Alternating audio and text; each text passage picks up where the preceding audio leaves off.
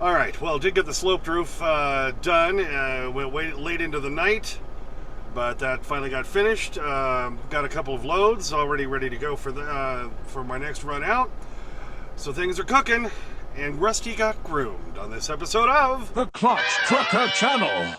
Clutch Trucker filmed before a live and furry studio audience. Although this is just a picture, but look how purty he is after getting groomed. Yes, that is Rusty, the world-famous meatball dog. Hey YouTube, Clutch Trucker here. Thanks for tuning in to another edition of the Clutch Trucker Channel. Alright, here it is. Early Tuesday morning, 1:56 a.m. Yeah. Just got finished doing the pitched roof over the extension box. Finished up, a little after midnight, and then I had to put everything away. Justin did help me for a lot of this, for most of it actually.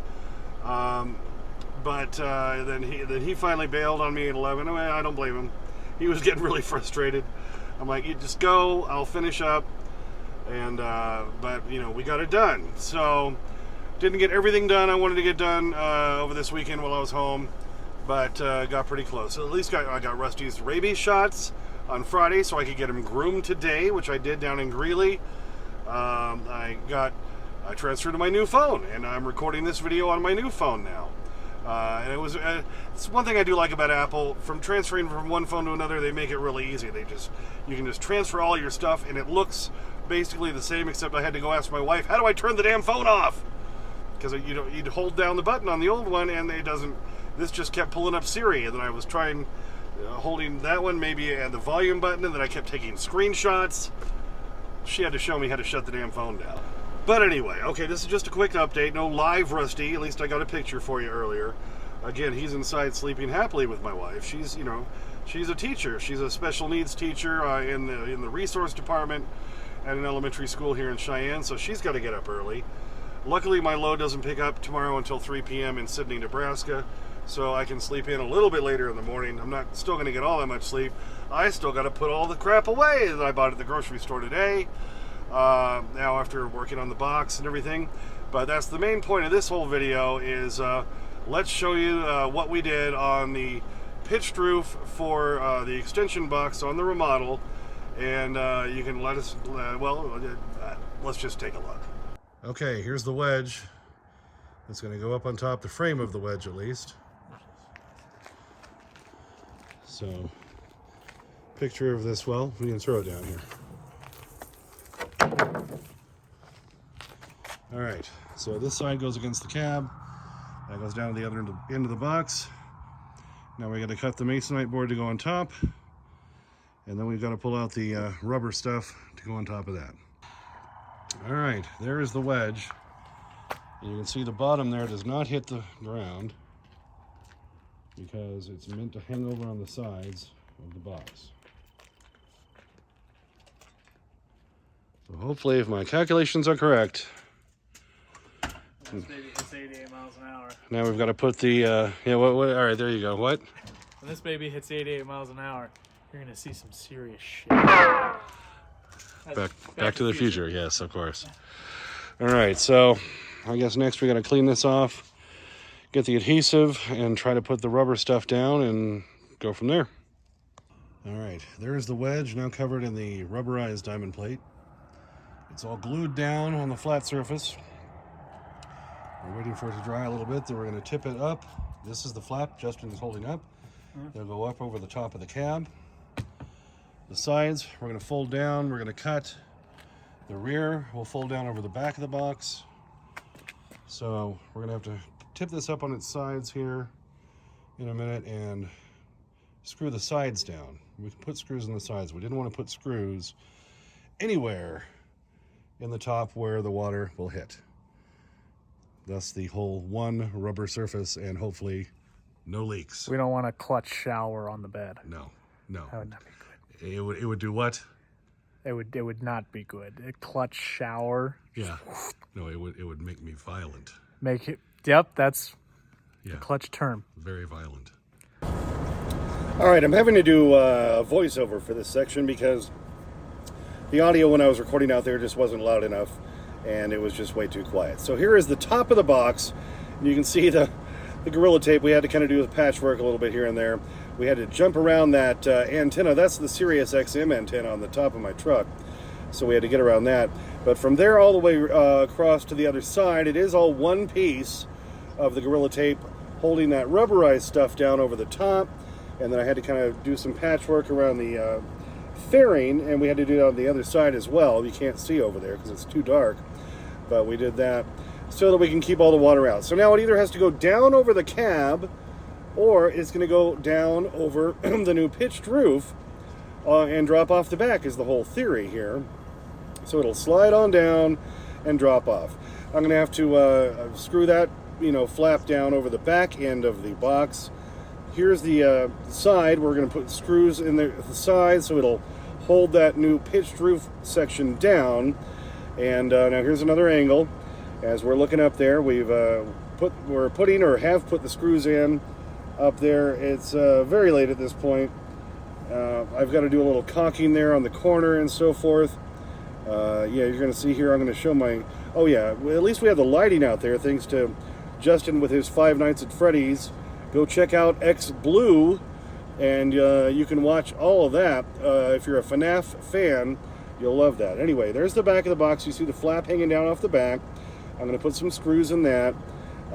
We've screwed down in from the side because it does kind of hang over the side a little bit, and that's how it stays on in the box, the upper box now.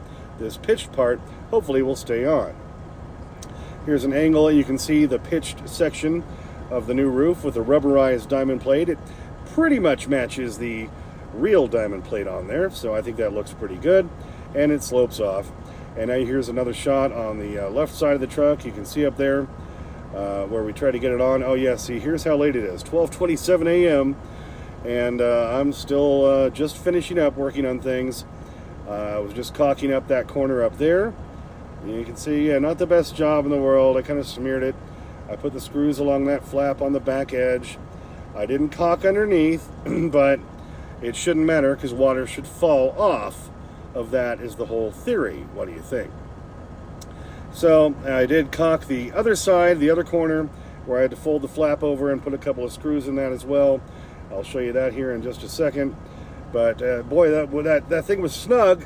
It didn't really want to fit on. I made it a little too snug, so we really had to work to push that sloped section onto the top of the box and make it all work.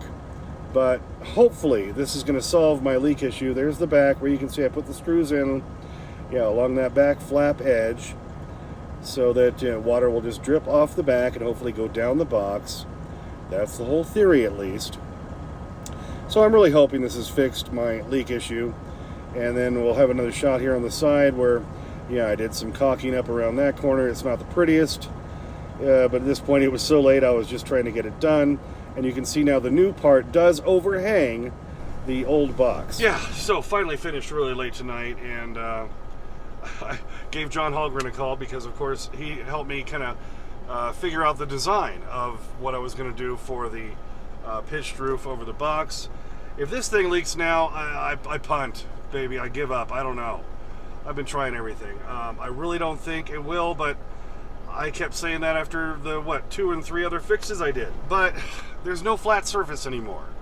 So the water's either got to go down the cab, or it's got to go down the new sloped roof on the box. And yes, I did make it wider than the actual box was, so hopefully that'll help. And I made it a little too snug, because boy was it hard for us to get it down into place like it was supposed to be. And it ain't the prettiest job, but I'm hoping this finally does it, because I'm really tired of water leaking upstairs. Luckily, it always leaks over my nightstand area. Only once or twice has it leaked over the bed, which is annoying. That was pretty much right after I did the remodel, and then one other time after I did the first fix. But, it was down to just a little trickle the last time, but I'm pretty convinced it's when I was parked either flat, and if I'm parked flat, the box leans a little bit forward towards the cab, or if I, maybe leaning a little forward, so then the water would get up there and it would pool. And then water will just find its way in, if any contractors who deal with roofing and stuff, you know what I'm talking about. Water can find its way in if it really, really wants to. So by putting the slope on there, hopefully this was enough to fix it. You know, what do you think? We'll give it a shot. At least now I'm ready for the next big rain, and we'll see. And for those of you who keep saying, wash your truck, kind of wanted to fix the leak first before I really washed it again. Can you blame me for that? So back off with tell me to wash my truck constantly. Plus, I was losing my ass on money on all these loads for a while. I'm finally starting to make some money. We're trying to catch up again. Can I catch up on my money a little bit first for the family before I wash my truck? I think the family is more important than my truck being really purty. Give me a break, please. Come on. All right, so yeah, I've got a load picking up in Sydney, Nebraska tomorrow at 3 p.m. Well, today. It is not a hazmat load, so I can talk about it. It's some sort of food stuff. I don't know what it is. Going to, I think it's like seed. Going to a Walmart distribution center in Hammond, Indiana, which is the Chicago area, right near Gary, for Thursday morning. And then I've got a hazmat load that picks up, and there you go. That's all I can say about that one right now. And it's not too far away, I can say that. But that one pays really well. The one getting out to Chicago area, not that great, but God, the load board has been terrible. $1 a mile, some of them even less than $1 a mile out of the Denver area. It's like, really? Who is taking these loads? Who are these morons? But overall, between the two loads, I'll be making well over $2 a mile, making it worth my time, and it'll help get me towards Ohio, where Mark has all the contacts for a lot of these little short hazmat hops like I did a couple of weeks ago. Like that one I did, it was what, 90 miles, paid me $1,000. Hello. So if I can keep catching some of those, that would be great. All right, so no Rusty in the clothes. He won't be there with me in the clothes, so because, like I say, he's inside sleeping, but you did get the picture earlier. Do you want to see it again? Here he is. Ain't he purty?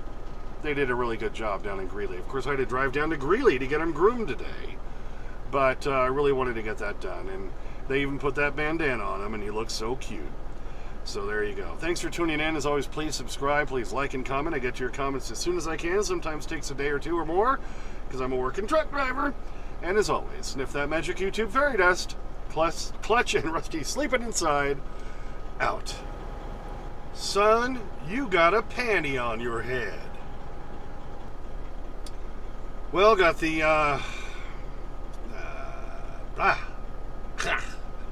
what am I saying? Hello.